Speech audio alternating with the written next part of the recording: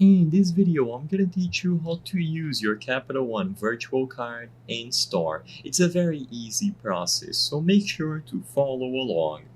After you generate a virtual card through the latest version of the Capital One mobile app, you will be able to use it primarily for online purchases. However, you can also add the card to a digital wallet in order to use it for in-store purchases. To my knowledge, this is going to be the only way that you will be able to use the virtual card in store. So if you exclusively want to use the Capital One virtual card in store, you have to attach the card to a digital wallet.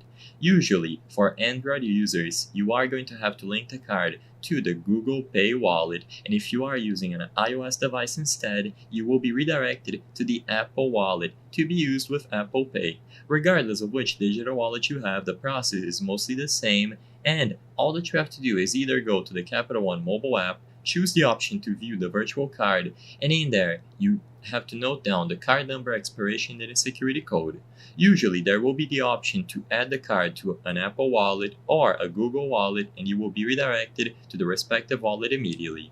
However, if you don't see the button in there when you view your virtual card, you can simply open the app manually. So go into the Apple wallet or the Google wallet and tap the plus sign to add a new card. You can input the card number, expiration date, and security code from Capital One, and the virtual card is going to be attached to the digital wallet. The next time you go to issue an in-store payment, as long as your phone has NFC capabilities and they are enabled, you can place your phone near the card reader and choose the Capital One card as the payment method. It is extremely simple, and like I said, the only requirement is that it is attached to the digital wallet and that you use the Google Pay or Apple Pay service to finish making your purchase.